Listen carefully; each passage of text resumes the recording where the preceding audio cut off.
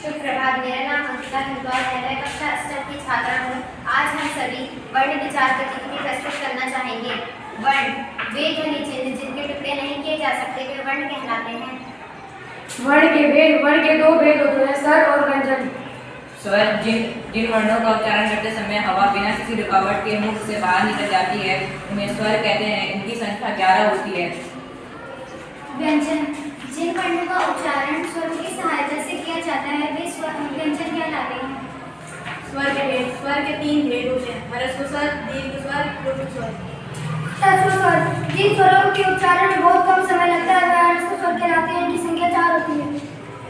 दीर्घ स्वर जिन स्वरों के उच्चारण में ह्रस्व स्वर से दुगना समय लगता है वह दीर्घ स्वर कहलाते हैं। इनकी संख्या 4 है। विलुप्त स्वर जिन स्वरों के उच्चारण में 3 गुना समय लगता है इन्हें विलुप्त स्वर कहते हैं। उदाहरण ओम। व्यंजन के भेद। व्यंजन के 3 भेद होते हैं, स्पर्श व्यंजन, अंतस्थ व्यंजन। स्पर्श व्यंजन जिन वर्णों का उच्चारण करने से श्वास, वायु, कंठ और जीवन को स्पर्श करके निर्धारण करती है उसे स्पर्श व्यंजन कहते हैं। स्पर्श व्यंजन की संख्या 25 और विकास है। अंतस्थ व्यंजन जिन व्यंजनों का उच्चारण करते समय जीवा मुख के किसी भी भाग को नहीं छूती वह अंतस्थ व्यंजन कहलाते हैं। उदाहरण या, र, ल, व। ऊष्म व्यंजन जिन व्यंजनों के उच्चारण में हवा के रगड़ खाने के कारण मुख से ऊष्मा अर्थात गर्मी निकलती है वे ऊष्म व्यंजन कहलाते हैं। इनकी संख्या 4 है। श, श और ह। स्वर यंत्रों में कंपन के आधार पर वर्णों के भेद।